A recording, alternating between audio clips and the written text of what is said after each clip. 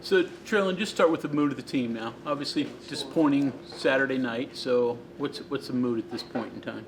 We're ready to get back to work. Obviously, we were disappointed with how Saturday turned out, but we're ready to get back to the drawing board and take on a arguably even better team coming in Saturday. So, You guys have been so good offensively throughout much of the season. What went wrong Saturday night? I wouldn't say it was what went wrong. I would say that we didn't execute it to the fullest of our ability. Little minor things turn into big things later on, and when you don't do those minor things throughout a game, it results in what it did. So, what was different from the opening drive that seemed to work so seamlessly to not able to get in the end zone until the final couple minutes of the game at the end? Like, did they do something differently, or was there just something? Like I said, just consistently executing what we had drawn up. I feel like it just came down to us not doing our jobs the whole time. So we're hoping to correct that this week. Is there any reason you can pinpoint on why that changed? Because look, you guys all were doing your jobs in that opening drive. That just didn't happen afterwards? I wouldn't say so, no. I think that we just got to come out, start fast, and stay fast, fast, strong throughout the whole game rather than just in one part of it. Mood of the team. How is everybody today after disappointing game on Saturday?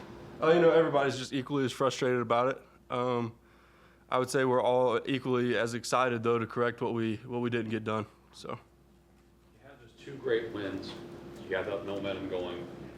Then Iowa State happens and everything just kind of halts. What do you guys say to each other, and how do you guys talk to each other to kind of get you guys back on track and get that, and kind of put the tough loss behind you to go forward?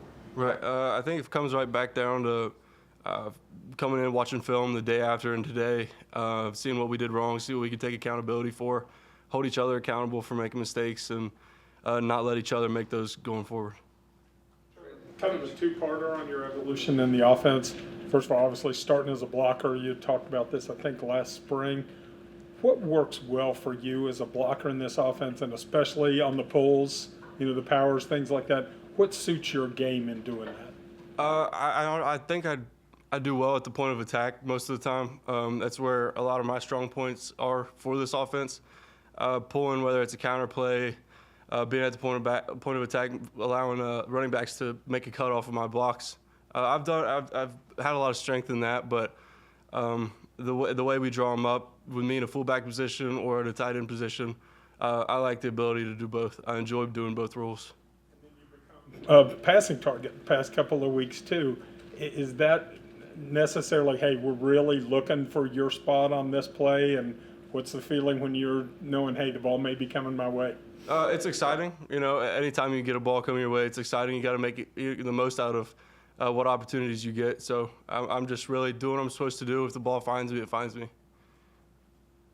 You always been a physical player? I mean, is that something you've prided yourself on? Because your blocking ability obviously stands out.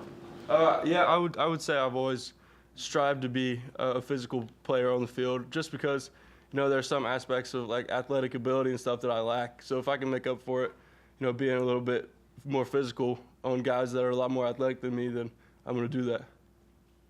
How hard is it to accept the fact that you have to make up for physical abilities that you don't have? I would say really it just comes down to self-awareness. If you can be aware with yourself, you can focus on what you're good at rather than talking about what you're not good at all the time. Is there ever a time you sit there and say, damn, I wish I could run like him or jump like him? Yeah, absolutely, all the time, yeah. I wish I could be faster. I wish I could jump higher, but I think everybody does, So, yeah, focus on your strengths.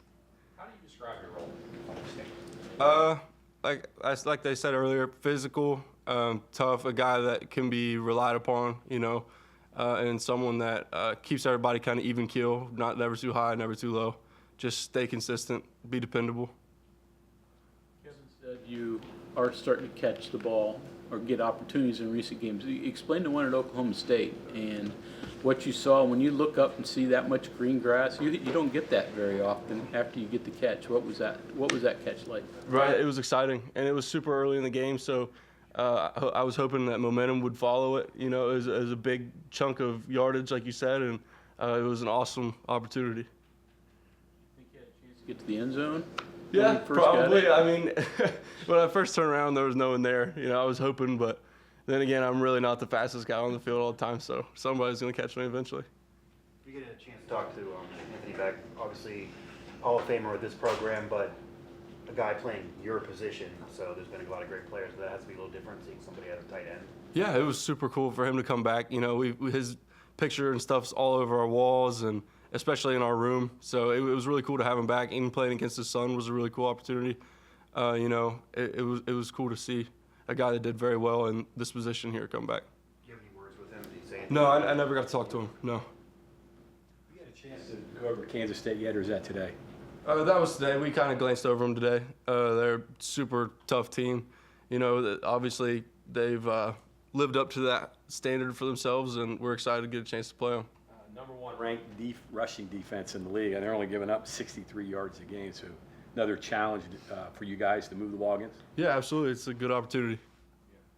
Not only that, but they're one of the better teams in the country, getting back into the backfield, tackles for loss, sacks. From what you've seen, can you kind of point out what they do well to allow for that, and what can you guys do to kind of keep that up? They're very strong in their roles, and they have guys with, you know, very talented guys. They're very able to make plays and be consistent, and they're very well coached. So, you know, I believe we are too. I'm really not too worried about it. I'm excited to get to play these guys. Have you seen from Samarco get some snaps, obviously, as a true freshman? Yeah. No, I've been nothing but impressed with Jack. He comes in, he does what he's supposed to do every day. He's a big kid. I mean, he's probably 255. You know, he's taller than I am. He's going to have a heck of a career here. He's doing a great job. I'm impressed by him. He's a big physical kid, but, you know, he's athletic enough to be able to do both. So. After Saturday night, was there any rally the troops talk or speech? Did any of the players get up and say anything? Did the coaches get up and say anything? What was said, and how was it said to kind of get you guys to kind of brush that off and move forward? But I don't know that anything in particular was said. I'm sure everyone had a different meeting, you know, today coming in and watching it. But I think there's also a mutual understanding between everybody that that was a very winnable game, and that we expect more out of ourselves in the future. And I don't think any of us are meant to really sit and settle for what happened on Saturday.